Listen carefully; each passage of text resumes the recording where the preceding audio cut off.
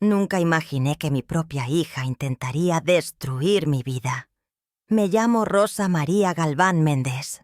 Tengo 70 años y he trabajado toda mi vida como contralora para una de las empresas farmacéuticas más grandes de México.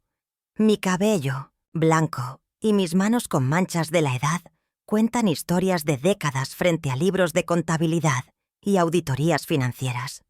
Mi esposo Alejandro falleció hace 8 años. El cáncer se lo llevó demasiado pronto. Desde entonces he vivido sola en mi casa en Coyoacán.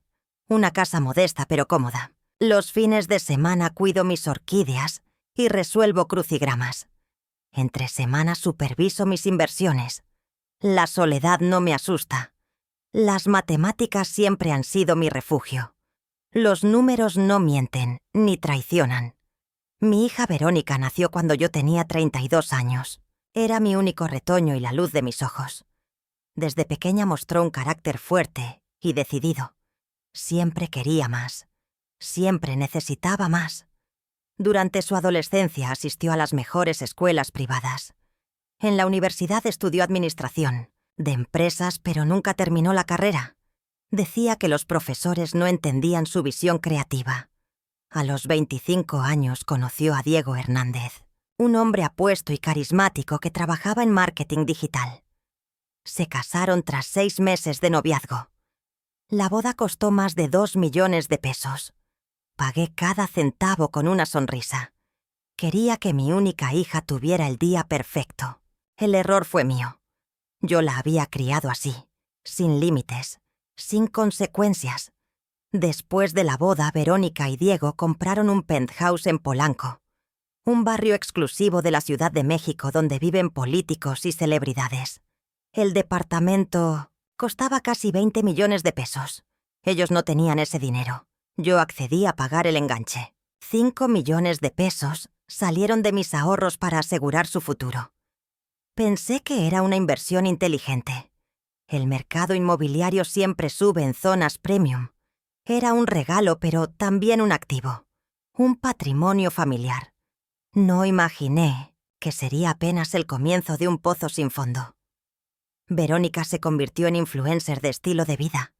Su Instagram mostraba una existencia de lujo permanente.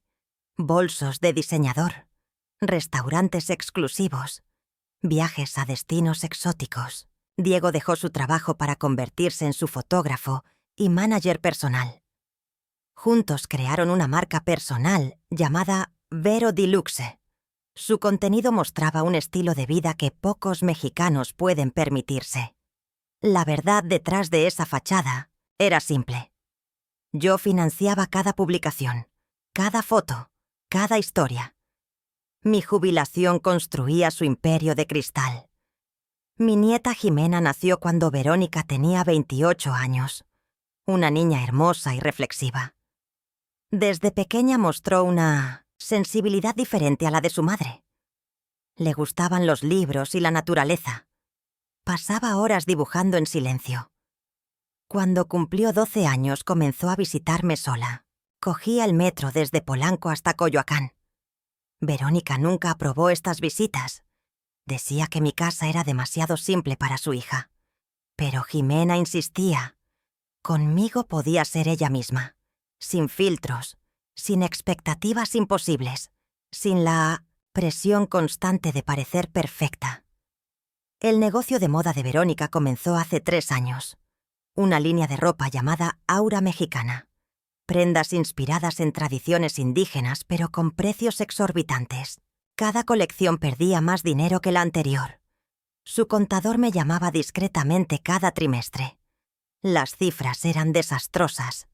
Inventario sin vender. Proveedores sin pagar. Impuestos atrasados. Verónica ignoraba mis consejos financieros.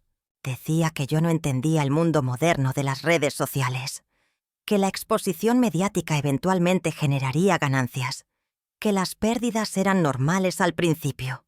Yo sabía que no era cierto. Los números no mienten. Los galgos italianos fueron la gota que derramó el vaso. Verónica compró una pareja de perros de raza por 150,000 pesos cada uno. Los presentó en Instagram como sus nuevos bebés.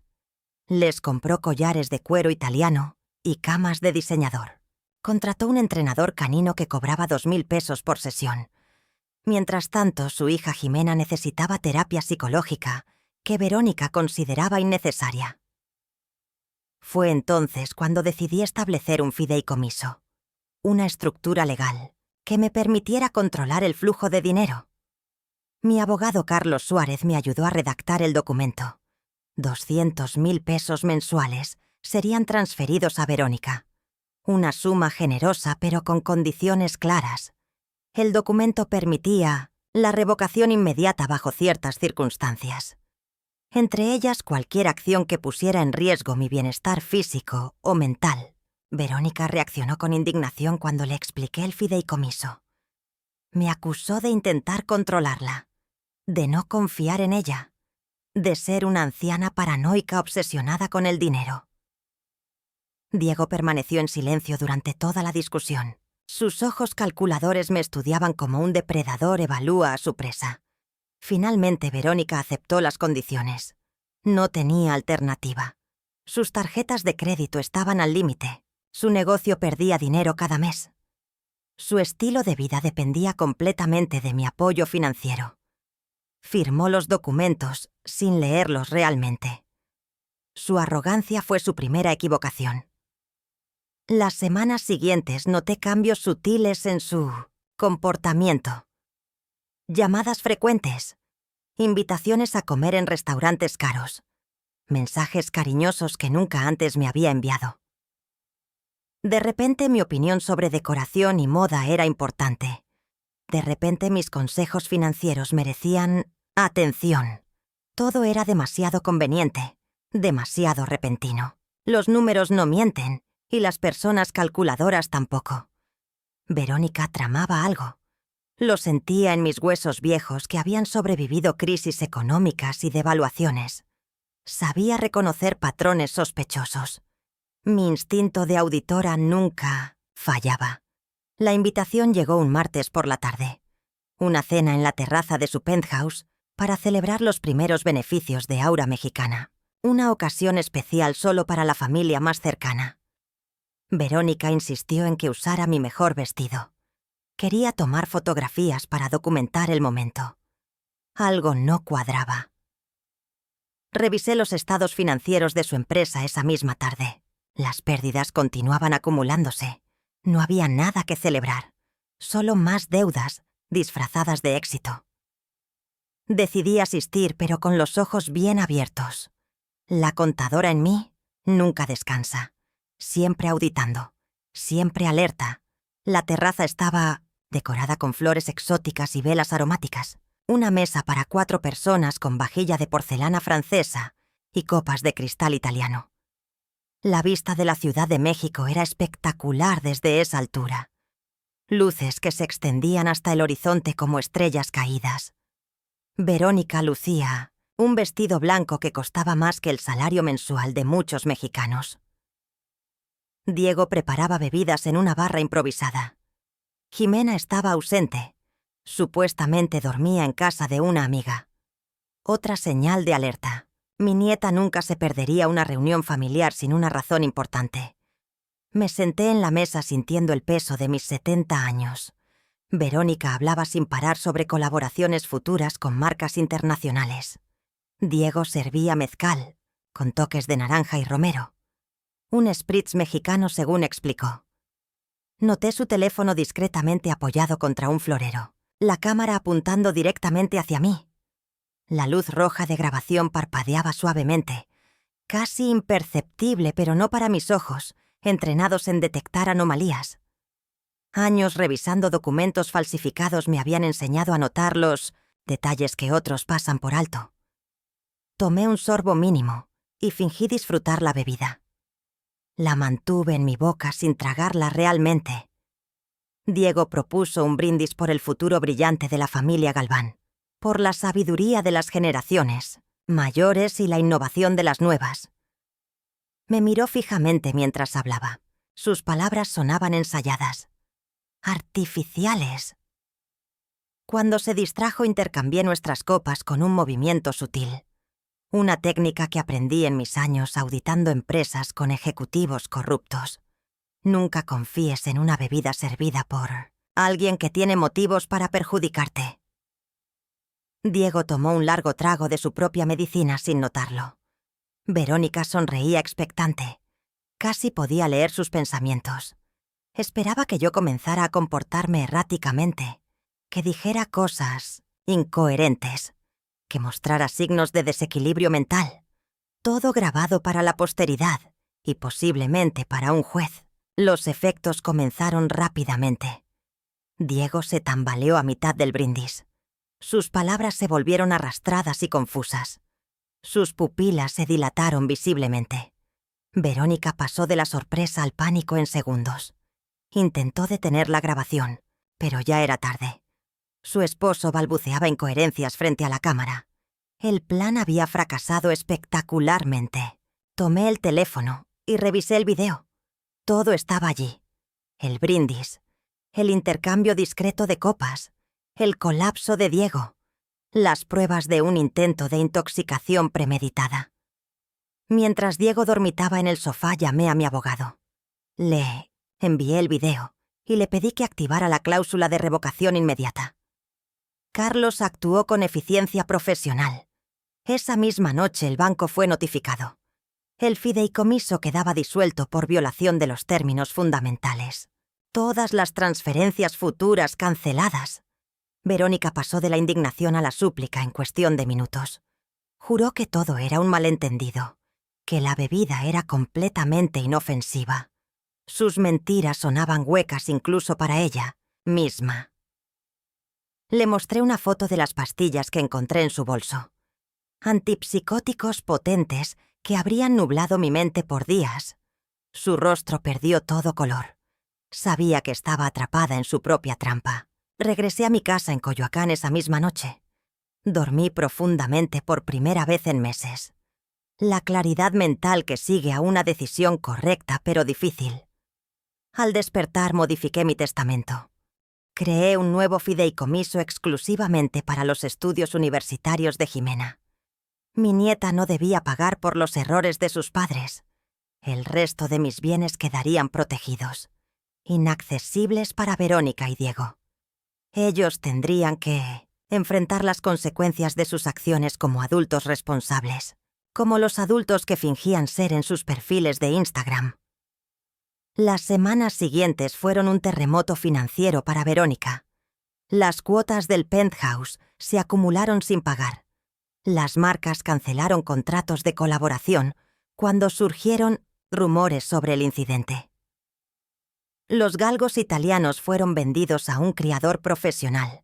Los proveedores de Aura Mexicana comenzaron procesos legales por facturas impagas.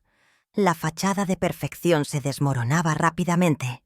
Los tabloides de la Ciudad de México publicaron fotos de la pareja discutiendo en plena calle. El imperio de cristal se hacía añicos bajo el peso de la realidad económica. Los números nunca mienten. Las deudas siempre cobran su precio. Jimena vino a visitarme un domingo lluvioso. Tenía 17 años, pero sus ojos mostraban una sabiduría más allá de su edad. Me contó que Verónica y Diego peleaban constantemente, que el penthouse estaba casi vacío después de vender muebles y arte para pagar deudas urgentes, que su madre lloraba por las noches cuando creía que nadie la escuchaba.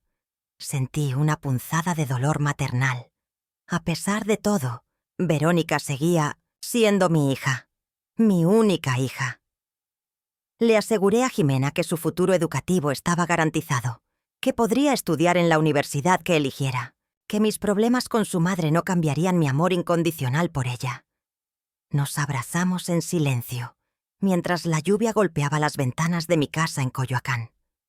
3 meses después de la cena desastrosa, recibí una carta manuscrita de Verónica, la primera comunicación sincera en años, sin filtros de Instagram, sin expectativas de beneficio económico, solo palabras honestas sobre arrepentimiento y vergüenza. Admitió su plan para declararme mentalmente incompetente, para tomar control legal de mis bienes antes de mi muerte. Confesó que Diego había sido el arquitecto principal del esquema, que él había investigado los medicamentos y calculado las dosis, que su matrimonio se había convertido en una sociedad comercial más que en una unión amorosa. Las últimas líneas me sorprendieron. Pidió una oportunidad para demostrar que podía cambiar. No pedía dinero ni perdón inmediato, solo tiempo, para probar que había aprendido la lección más dura de su vida privilegiada. Pasaron 6 meses antes de aceptar verla nuevamente. Nos reunimos en un café pequeño y discreto en la colonia Roma, un lugar donde nadie la reconocería como la famosa influencer de antes. Verónica llegó puntual y vestida con sencillez, su cabello sin tintes caros, sus manos sin manicura profesional.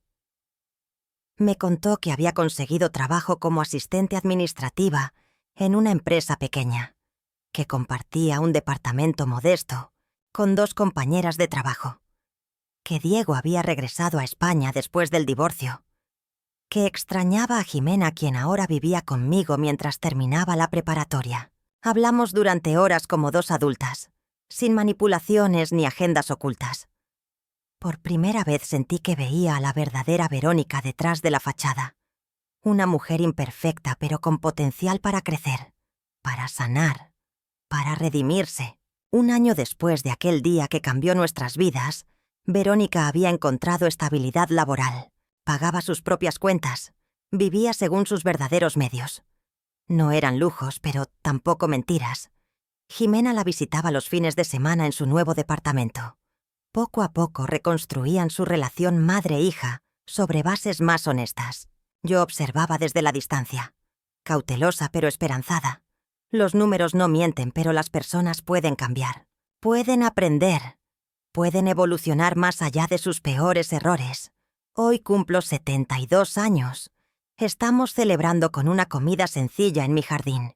Jimena acaba de recibir su carta de aceptación para estudiar medicina en la UNAM. Verónica ha traído un pastel que horneó ella misma. No es perfecto, pero está hecho con esfuerzo genuino. Carlos, mi abogado, también nos acompaña. Hemos creado una fundación pequeña que ofrece asesoría financiera gratuita a madres solteras. Una forma de convertir nuestra historia familiar en algo positivo para otros. No hemos regresado a como éramos antes. Eso sería imposible.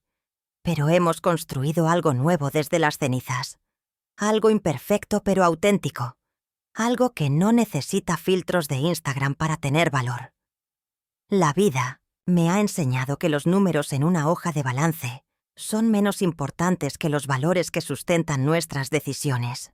Que el patrimonio más valioso no se mide en pesos, sino en confianza recuperada, en segundas oportunidades, ganadas con esfuerzo constante. Mi hija aprendió que la autenticidad no tiene precio, que vivir según tus verdaderos medios trae una libertad que ningún lujo prestado puede ofrecer. Yo aprendí que establecer límites no significa dejar de amar, que a veces el acto más amoroso es permitir que alguien enfrente las consecuencias naturales de sus acciones, que el perdón es un proceso gradual, no un evento instantáneo. Todavía quedan cicatrices en nuestra relación, momentos de desconfianza que surgen inesperadamente, recuerdos dolorosos que necesitan más tiempo para sanar completamente. Pero cada día construimos un puente más fuerte sobre el abismo que casi nos separó para siempre. Un puente hecho de pequeñas verdades cotidianas, de promesas cumplidas, de expectativas realistas, de amor incondicional pero no ingenuo. El sol comienza a ponerse sobre mi jardín en Coyoacán. Las risas de mi hija y mi nieta se mezclan con el canto de los pájaros. Este momento no saldrá en ninguna red social. No generará likes ni comentarios de extraños. No atraerá patrocinadores ni colaboraciones comerciales. Pero es real, auténticamente real. Y eso lo hace infinitamente valioso. Los números no mienten. Las personas a veces sí. Pero incluso las mentiras más elaboradas eventualmente se enfrentan a la verdad. La verdad de quiénes somos realmente cuando las cámaras se apagan y las máscaras caen, cuando solo queda la herencia del silencio. Las lecciones aprendidas en los momentos más oscuros La sabiduría ganada después de perderlo todo, excepto lo que realmente importa. ¿Alguna vez has tenido que establecer límites dolorosos con alguien que amas para ayudarle a crecer, incluso sabiendo que podría odiarte por ello? Segunda parte. El despertar de Verónica. Nunca imaginé que terminaría viviendo en un apartamento de 60 metros cuadrados en la colonia Narvarte. Mi nombre es Verónica Galván Méndez.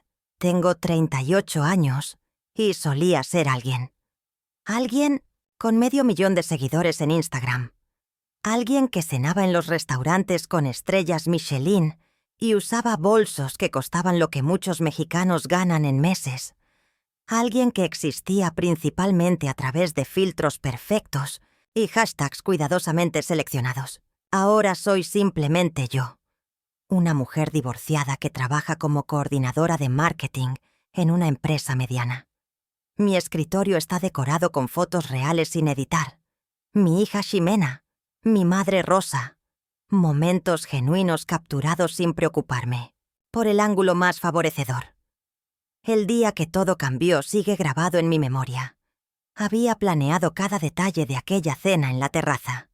Las flores importadas, la vajilla francesa, el menú preparado por un chef privado. Todo diseñado para crear la escena perfecta. Diego y yo habíamos investigado durante semanas. Consultamos con un amigo farmacéutico sobre medicamentos que pudieran causar confusión temporal sin efectos permanentes. Compramos las pastillas a través de contactos en la industria. Las molimos hasta convertirlas en polvo invisible. Las mezclamos con el mezcal añejado que mi madre adoraba. El plan parecía infalible en su sencillez. Grabar a Rosa comportándose erráticamente. Presentar el video a un juez. Obtener custodia legal de sus bienes por su propio bienestar.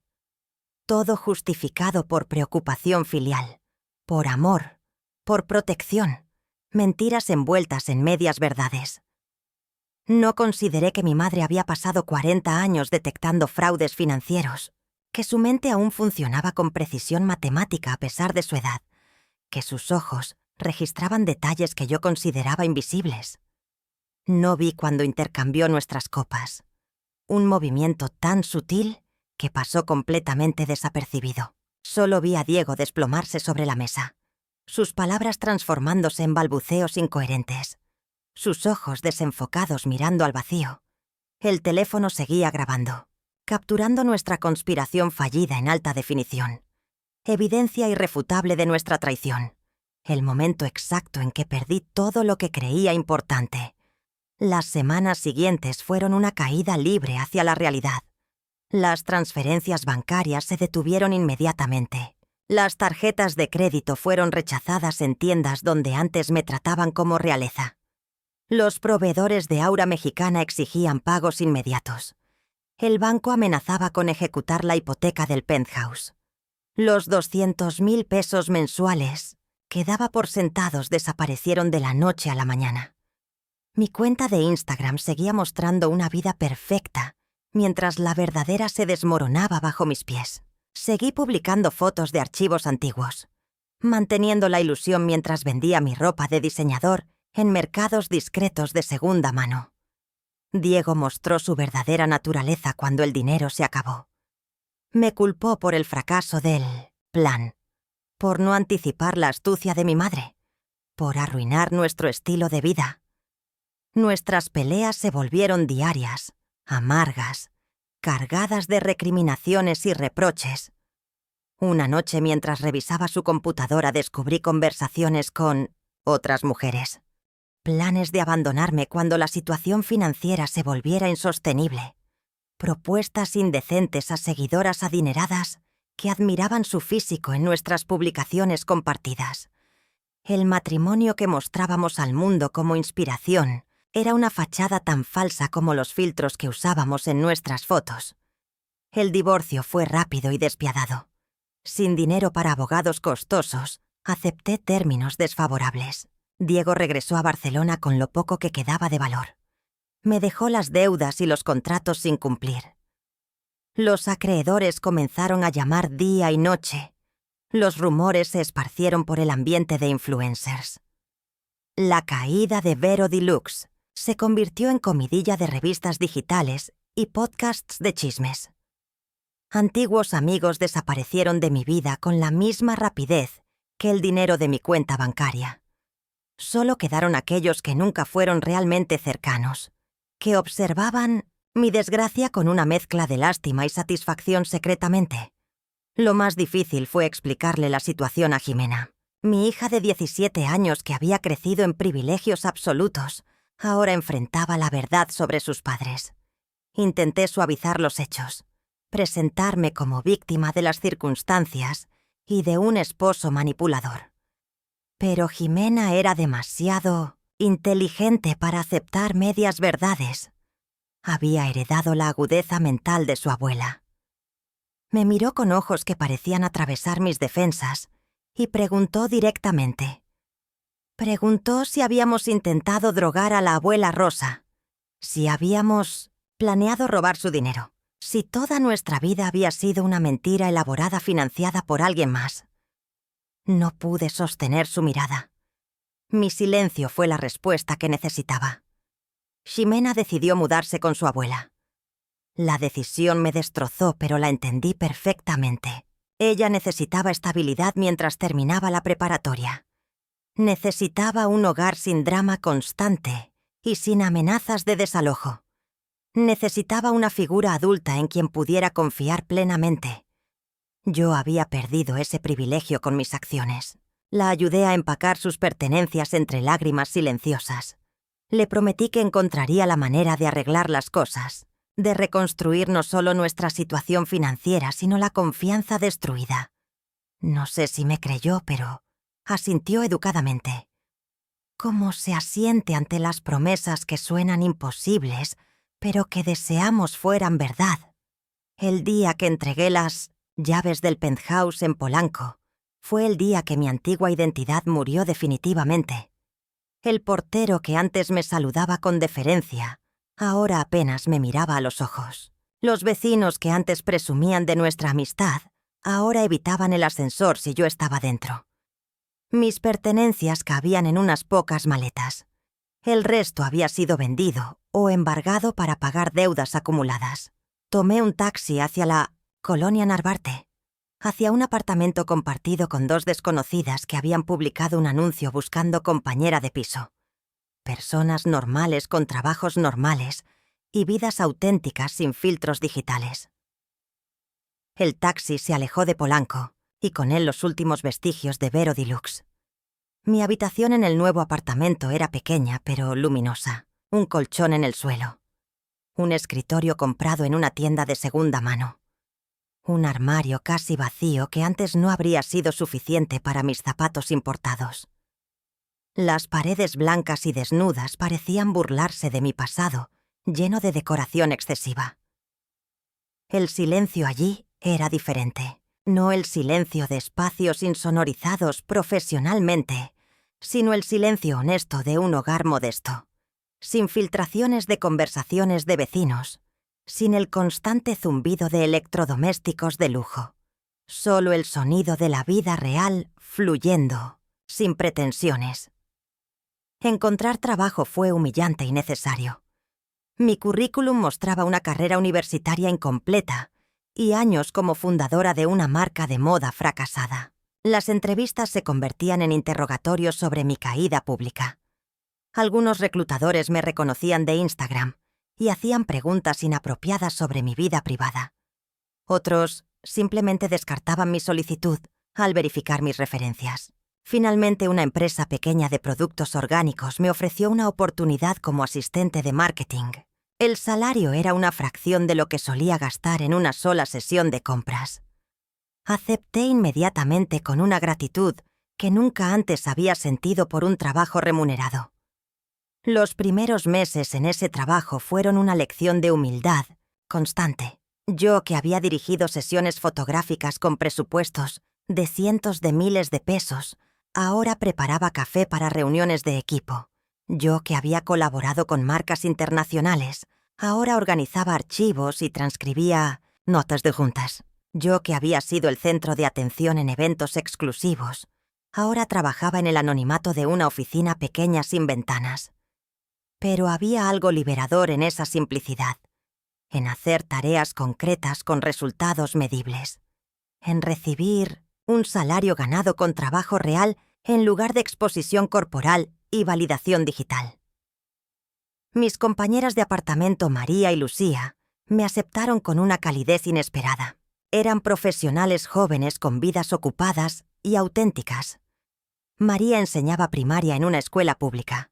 Lucía trabajaba como enfermera en un hospital gubernamental. Ambas hacían contribuciones tangibles a la sociedad en lugar de promover consumismo disfrazado de inspiración. Ninguna me juzgó por mi pasado cuando finalmente les conté mi historia completa. Una noche de vino barato y confidencias entre mujeres que apenas se conocían, pero que compartían la intimidad forzada de espacios reducidos. Me escucharon sin interrupciones, sin condenaciones inmediatas, solo con la compasión práctica de quienes han cometido sus propios errores y han aprendido a seguir adelante. Las visitas de Jimena comenzaron 3 meses después de mi mudanza. Encuentros breves y tensos al principio. Caminatas incómodas por parques públicos que nunca antes habría frecuentado. Comidas en restaurantes familiares donde la cuenta no causaba ansiedad financiera. Poco a poco nuestra relación comenzó a respirar nuevamente, sin la presión de apariencias perfectas, sin la necesidad de documentar cada momento para audiencias invisibles. Solo una madre y una hija reconociéndose en un territorio nuevo, aprendiendo a comunicarse sin los privilegios que antes definían nuestra dinámica familiar. La primera vez que Jimena se quedó a dormir en mi nueva habitación fue un momento definitivo. Compartimos el colchón en el suelo como lo habíamos hecho años atrás. Antes de los penthouse y los galgos italianos.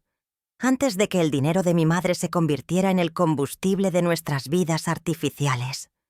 Hablamos durante horas, en la oscuridad.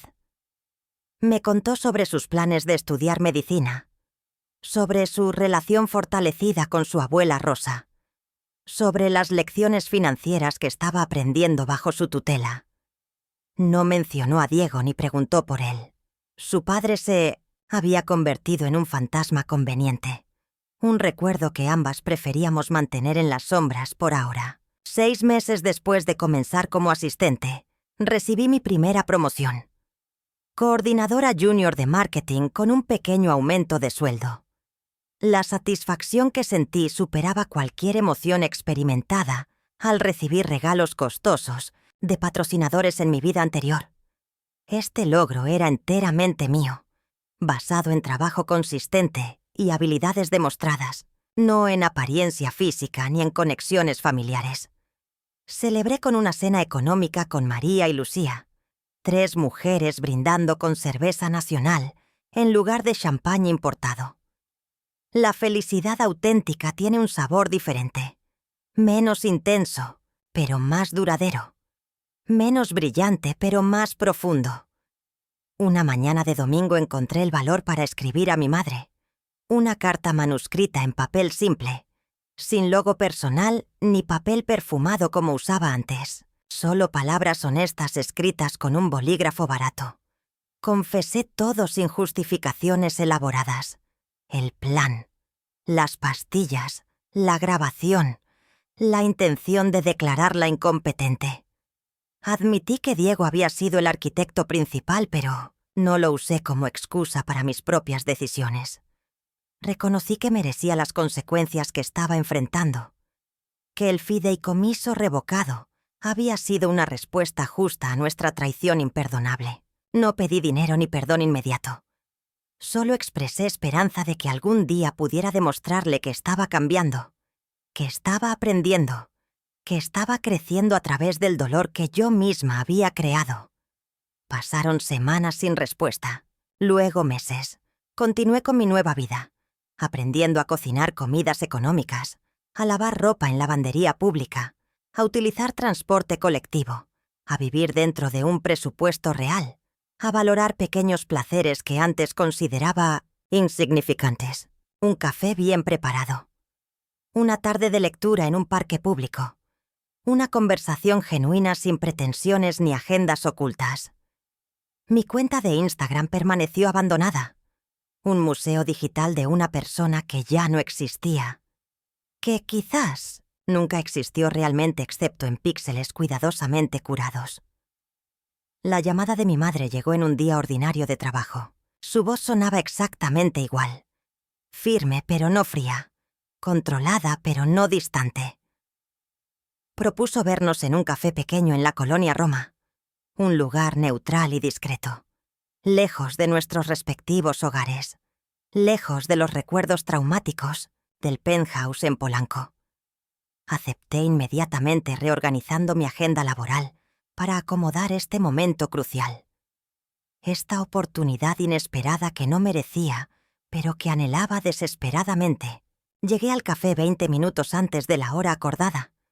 Me senté en una mesa apartada con vista a la entrada. Pedí un americano simple en lugar de las elaboradas creaciones con leches vegetales que solía exigir antes. Observé a mi madre entrar puntualmente. Su cabello blanco perfectamente peinado. Su ropa modesta pero elegante.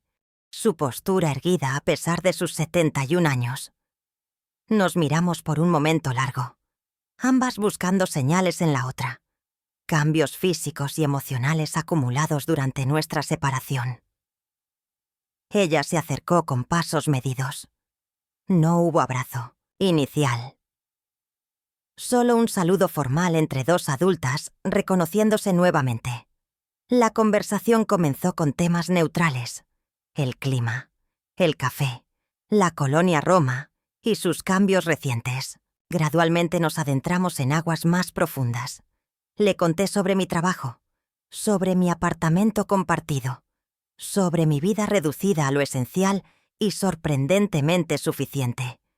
Ella escuchaba con atención analítica, la misma que había aplicado a balances financieros durante décadas, evaluando no solo mis palabras sino los sentimientos detrás de ellas, buscando inconsistencias o señales de manipulación renovada. No las encontró porque ya no existían. La mujer sentada frente a ella no tenía energía ni interés en mantener fachadas. Estaba demasiado ocupada aprendiendo a ser real. Hablamos durante horas. El café se enfrió y fue reemplazado varias veces. Le pregunté por Jimena, aunque ya conocía las respuestas por mis conversaciones con mi hija. Quería escuchar la perspectiva de mi madre, su evaluación del carácter y potencial de mi hija, su visión del futuro que Jimena estaba construyendo con bases más sólidas que las que yo le había proporcionado. Mi madre habló con orgullo genuino sobre su nieta, sobre su determinación académica, sobre su compasión natural, sobre su inteligencia emocional superior a la que yo había mostrado a su edad. No lo dijo como reproche, sino como observación objetiva. Los números no mienten, y las comparaciones generacionales tampoco. Antes de despedirnos, mi madre compartió una revelación importante. Había modificado nuevamente su testamento y planificación patrimonial. El fideicomiso educativo para Jimena permanecía intacto. Mi exclusión de la herencia principal también. Pero había creado un fondo especial para rehabilitación empresarial. Un préstamo condicional disponible cuando yo demostrara estabilidad financiera y madurez personal durante al menos 2 años consecutivos. Capital semilla para un eventual emprendimiento basado en principios éticos y sostenibilidad económica. No una fortuna, pero sí una oportunidad. No un rescate, sino una inversión potencial. No un regalo, sino una posibilidad condicional. Lloré por primera vez frente a ella desde que era niña. Lágrimas sin manipulación ni autocompasión. Solo gratitud pura por una segunda oportunidad que no tenía derecho a esperar. Los meses siguientes trajeron un nuevo ritmo a mi vida. Trabajo, apartamento compartido, visitas regulares con Jimena, comunicación cautelosa pero constante con mi madre, pequeños ahorros acumulándose lentamente en una cuenta bancaria modesta, ideas germinando para un futuro emprendimiento alejado completamente del mundo de influencers y lujos ostentosos.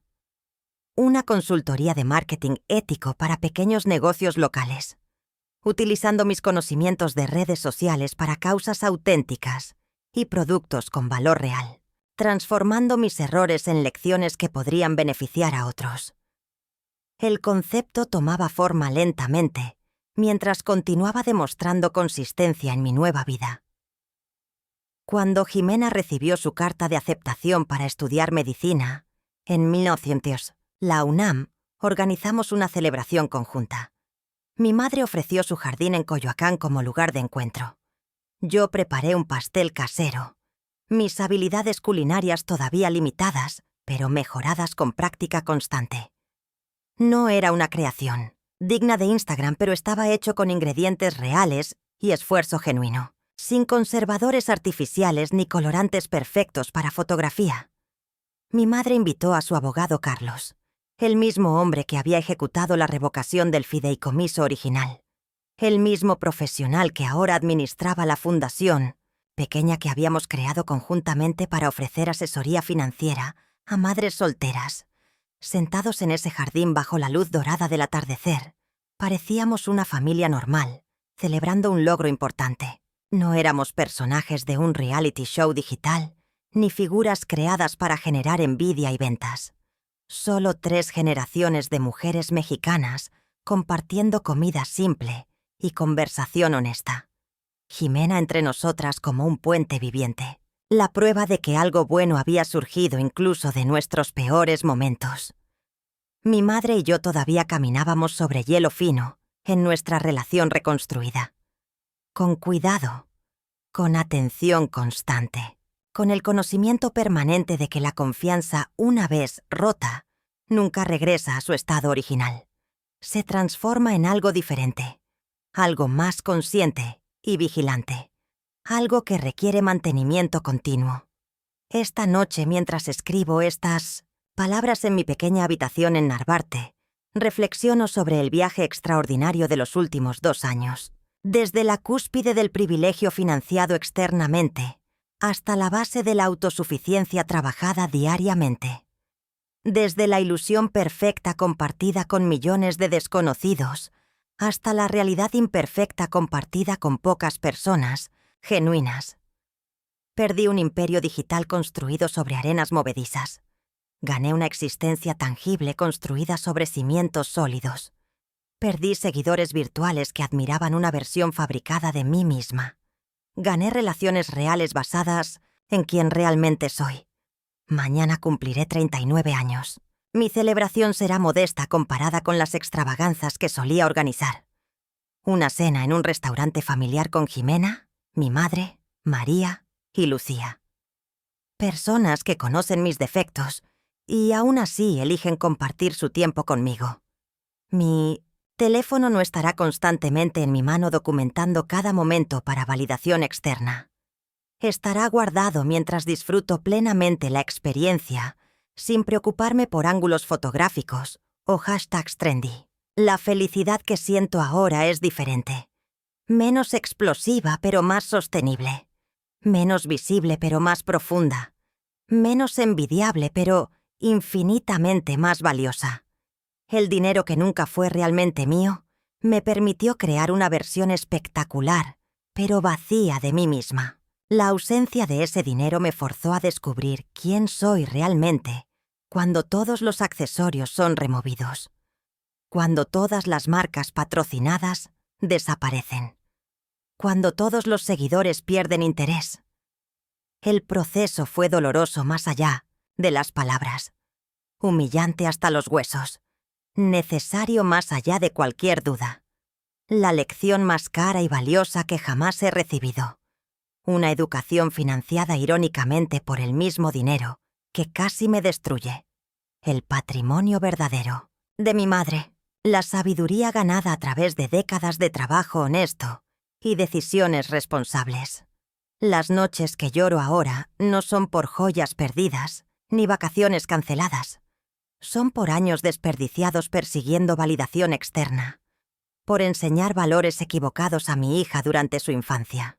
Por el dolor innecesario causado a la mujer que solo quería lo mejor para mí, incluso cuando yo quería lo peor para ella. Pero estas lágrimas también contienen gratitud. por la oportunidad de redimirme, de reconstruir, de renacer no como influencer, sino simplemente como persona, como hija, como madre, como mujer completa más allá de filtros y seguidores, como Verónica Galván Méndez.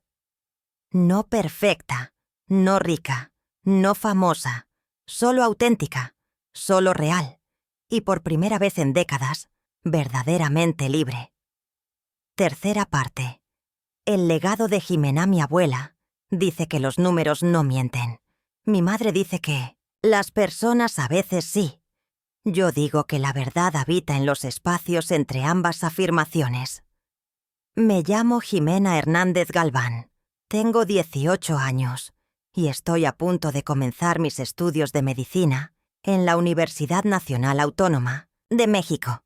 Crecí entre extremos, entre lujos excesivos y simplicidades forzadas, entre apariencias cuidadosamente construidas y realidades brutalmente expuestas. Mi infancia transcurrió en un penthouse de Polanco, decorado para Instagram. Mi adolescencia se dividió entre ese mundo artificial y la casa modesta de mi abuela en Coyoacán. Ahora estoy construyendo mi propio camino, uno basado en equilibrio y autenticidad, en compasión sin ingenuidad, en ambición sin codicia. Siempre fui una observadora, silenciosa, una niña callada en un hogar ruidoso, una adolescente reflexiva en un entorno superficial. Veía cómo mis padres construían una vida diseñada para ser envidiada, no para ser vivida realmente. Cómo documentaban momentos perfectos mientras discutían amargamente fuera de cámara. Cómo presumían colaboraciones exclusivas mientras revisaban estados bancarios con terror. Cómo proyectaban éxito constante mientras acumulaban deudas asfixiantes. No tenía las palabras para expresar la disonancia que sentía. Solo una incomodidad persistente. Una sensación de falsedad que permeaba nuestro hogar como un perfume demasiado intenso. Mis visitas a casa de mi abuela Rosa comenzaron como una forma de escape, un refugio contra la presión constante de parecer perfecta. Allí no había necesidad de poses estudiadas ni sonrisas forzadas. Podía leer durante horas sin interrupciones para sesiones fotográficas improvisadas. Podía manchar mi ropa horneando galletas sin recibir miradas de desaprobación. Podía ser simplemente una niña, no un accesorio para el perfil social de mis padres. Mi abuela me enseñaba sobre finanzas personales mientras resolvíamos crucigramas, sobre el valor del dinero ganado honestamente mientras cuidábamos sus orquídeas, sobre la diferencia entre precio y valor mientras preparábamos comidas sencillas en su cocina antigua. La noche que cambió nuestras vidas, yo estaba supuestamente en casa de una amiga. En realidad estaba en la biblioteca pública preparando un ensayo sobre Octavio Paz. Mi madre había insistido en que no estuviera presente durante la cena especial con la abuela. Una celebración familiar que aparentemente no me incluía. La exclusión me dolió, pero también despertó sospechas. Las celebraciones en mi casa siempre requerían múltiples testigos para documentación social. Mi ausencia significaba que algo extraordinario ocurriría, algo que no debía presenciar. Llamé a mi abuela tarde esa noche preocupada por su silencio inusual. Me contó todo con voz calmada. El plan, las pastillas, el intercambio de copas, la grabación fallida, la traición expuesta en tiempo real. Los meses siguientes fueron un terremoto emocional. Mi hogar en Polanco se transformó en un campo de batalla. Mis padres discutían constantemente sobre dinero y culpas. Los muebles desaparecían vendidos para pagar deudas urgentes. Las marcas cancelaban contratos con mi madre citando cláusulas de comportamiento ético. Los amigos famosos dejaban de responder mensajes. La fachada de perfección se desmoronaba revelando la fragilidad de sus cimientos. Observé todo con una mezcla de horror y alivio. Horror por el sufrimiento evidente de mi madre. Alivio porque finalmente la verdad salía a la superficie. Porque finalmente podíamos dejar de pretender ser personajes perfectos en una historia ficticia. La decisión de mudarme con mi abuela no fue impulsiva, sino inevitable. Necesitaba estabilidad mientras Terminaba la preparatoria. Necesitaba paz mental para mantener mis calificaciones y asegurar mi futuro académico. Necesitaba distancia del caos que había sido nuestro hogar, incluso en sus días más prósperos. Mi madre lloró cuando empaqué mis pertenencias.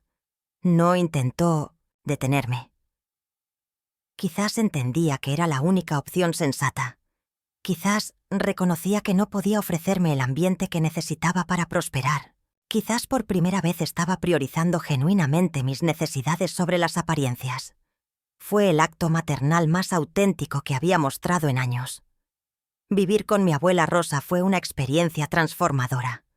Su casa en Coyoacán era modesta pero acogedora, sin decoración excesiva pero llena de libros y plantas vivas, sin tecnología de última generación pero con conversaciones significativas cada noche durante la cena. Mi habitación era simple: una cama individual, un escritorio de madera, estantes llenos de libros heredados de mi abuelo Alejandro. Las paredes decoradas con mis propios dibujos, en lugar de arte costoso, seleccionado por diseñadores profesionales. Dormí mejor en esa cama sencilla que en mi suite lujosa en Polanco, sin el ruido constante de notificaciones sociales, sin la presión invisible de vidas digitales demandando atención permanente. El divorcio de mis padres ocurrió rápidamente.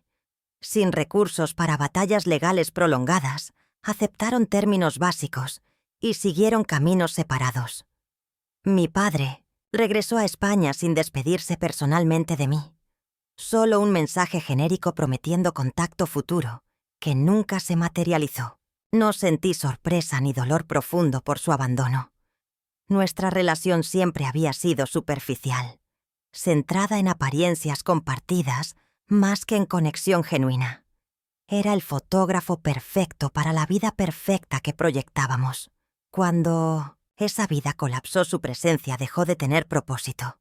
Su ausencia confirmó lo que siempre había sospechado, que para él yo era principalmente un elemento compositivo en el cuadro familiar, no una persona completa con necesidades emocionales propias. Mi madre se mudó a un apartamento compartido en la colonia Narvarte. Consiguió trabajo como asistente en una empresa pequeña. Comenzó desde abajo en una industria que antes dominaba como celebridad digital. Nuestros encuentros iniciales fueron tensos y dolorosos. Caminatas silenciosas por parques públicos, comidas incómodas en restaurantes económicos, conversaciones superficiales que evitaban cuidadosamente el pasado traumático. Gradualmente encontramos nuevos temas: su trabajo y sus desafíos cotidianos, mis estudios y aspiraciones médicas, la vida sin filtros que ambas estábamos aprendiendo a navegar desde diferentes orillas generacionales. La primera vez que dormí en su nueva habitación fue un punto de inflexión. La intimidad forzada de un espacio pequeño nos obligó a comunicarnos con honestidad renovada, sin distracciones digitales, sin testigos externos, solo madre e hija reconectando en territorio desconocido. Mi abuela Rosa observaba nuestra relación renaciente con cautela optimista. No interfería directamente, pero creaba oportunidades para encuentros constructivos, invitaciones estratégicas para comidas familiares, proyectos compartidos que requerían colaboración intergeneracional, espacios neutrales donde podíamos reconstruir confianza gradualmente.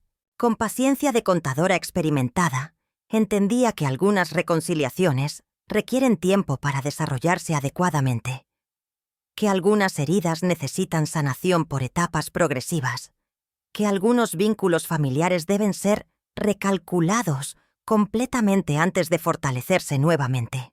Cuando recibí mi carta de aceptación para medicina en la UNAM, sentí una alegría compleja. Orgullo por lograr esta meta académica con esfuerzo constante.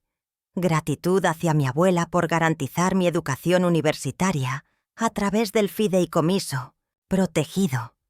Satisfacción por construir mi futuro sobre bases sólidas en lugar de conexiones efímeras. También sentí compasión renovada hacia mi madre. Comprendí que su camino había sido diferente al mío, que sus decisiones erróneas habían surgido de valores distorsionados, transmitidos generacionalmente, que su transformación actual representaba un acto de coraje personal raramente visible en sus publicaciones más virales. La celebración en el jardín de mi abuela simbolizó nuestro nuevo comienzo familiar. 3 generaciones de mujeres Galván, reunidas bajo circunstancias radicalmente diferentes a nuestras interacciones pasadas. El pastel imperfecto preparado por mi madre contenía más sustancia real que todos sus contenidos digitales anteriores combinados. La presencia del abogado Carlos representaba la transición de conflicto legal a colaboración constructiva. La Fundación para Madres Solteras demostraba la posibilidad de transformar trauma personal en beneficio social. Sentada entre estas mujeres fuertes y complejas, reconocí mi propio papel como puente generacional, como heredera de sus fortalezas y aprendizajes, como continuadora de un legado en constante evolución. Mi primer día en la Facultad de Medicina será mañana. Mi bata blanca cuelga planchada en el armario de mi habitación en casa de mi abuela. Mi madre me regaló un estetoscopio básico, pero de buena calidad. Ahorró durante meses para comprarlo. Lo consideré más valioso que cualquier objeto de lujo que me hubiera dado en su vida anterior. No por su precio, sino por el sacrificio genuino que representaba, por el significado auténtico que contenía, por el apoyo maternal expresado a través de recursos limitados, pero intenciones puras. Esa noche conversamos largamente sobre mi futuro, sobre pacientes potenciales y especialidades posibles, sobre la responsabilidad de cuidar vidas humanas más allá de métricas digitales y aprobación virtual. Mi abuela Rosa cumplirá 73 años próximamente. Sigue siendo una mujer, brillante y meticulosa. Su mente matemática permanece afilada como siempre. Ha comenzado a transferirme conocimientos financieros esenciales para mi vida adulta independiente. Presupuestos realistas, inversiones conservadoras, planificación patrimonial básica. Lecciones que mi madre está aprendiendo simultáneamente desde su realidad económica reconstruida. A veces las 3 nos reunimos para revisar conceptos juntas. Una clase familiar sobre responsabilidad financiera y consecuencias reales, sobre la diferencia entre parecer exitoso y serlo genuinamente, sobre construir patrimonio sostenible en lugar de castillos digitales sobre arenas movedizas. Mi madre ha sido promovida nuevamente en su trabajo.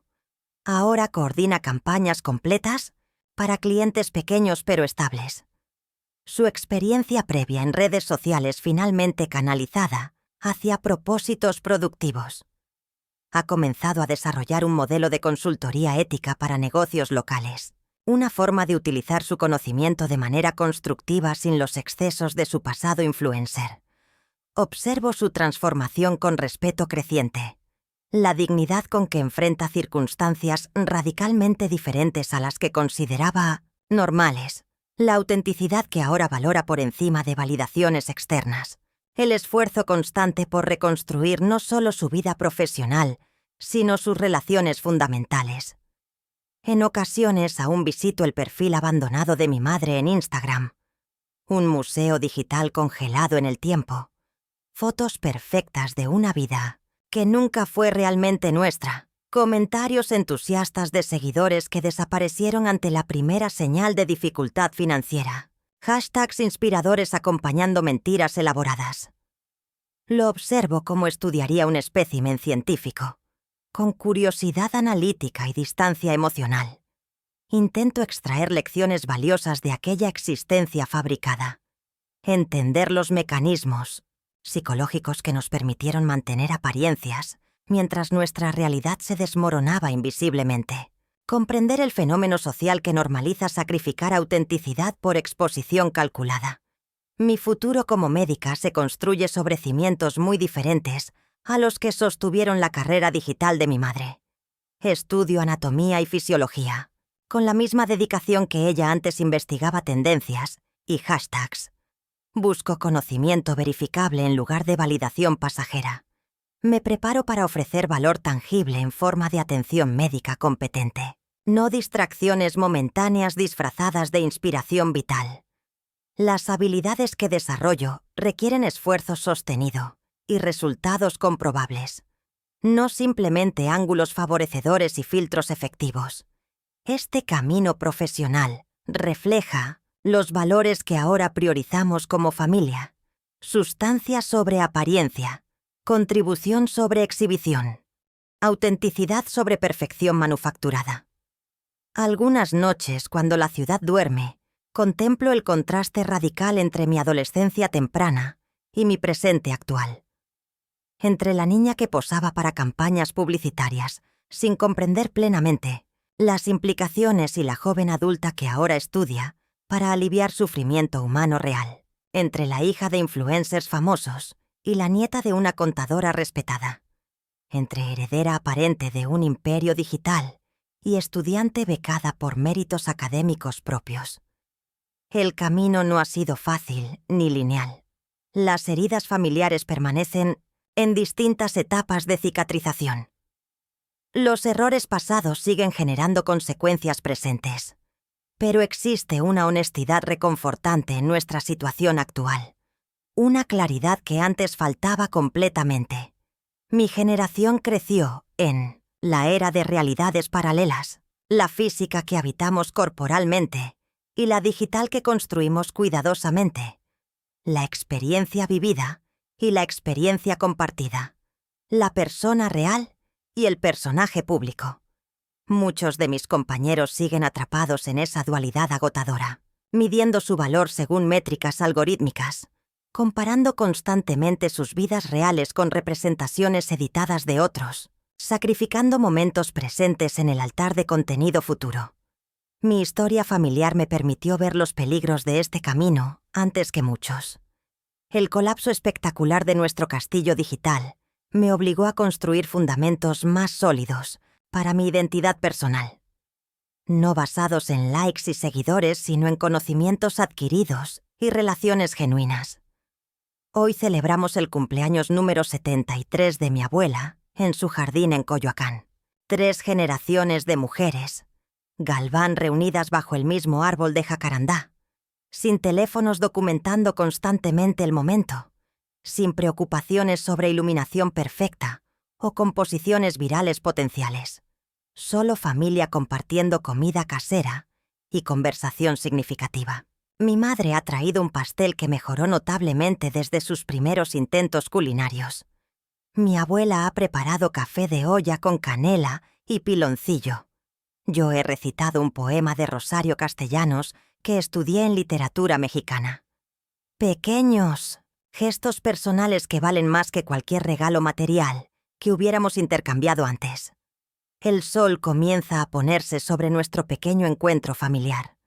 Sombras alargadas cruzan el jardín mientras conversamos sobre planes futuros y recuerdos compartidos. Observo a estas mujeres que me preceden generacionalmente.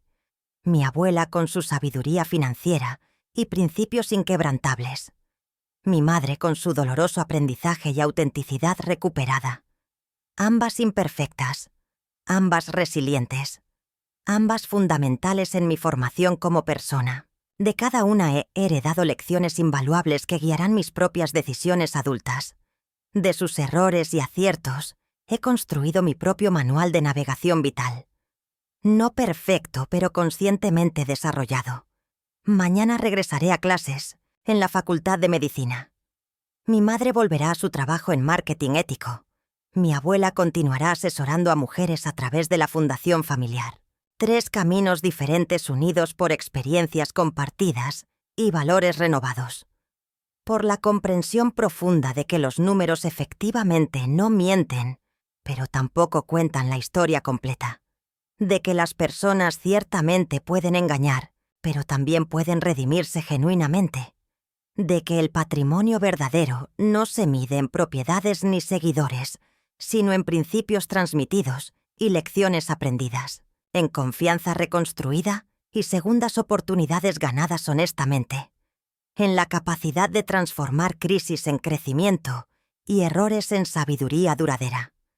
El verdadero legado de nuestra familia no está en cuentas bancarias ni en perfiles digitales. Se encuentra en los valores que ahora compartimos conscientemente, en la autenticidad que valoramos por encima de apariencias. en la responsabilidad que asumimos por nuestras decisiones, en la compasión que ofrecemos a otros que enfrentan sus propias crisis de identidad en la era digital.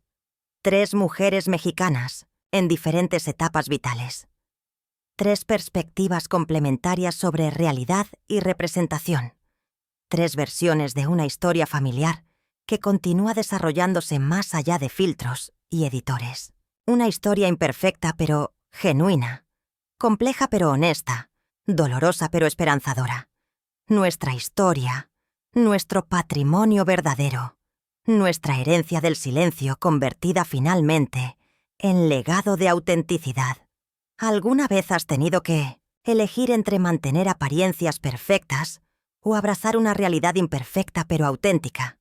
¿Y cómo esa decisión transformó tu vida y relaciones más importantes?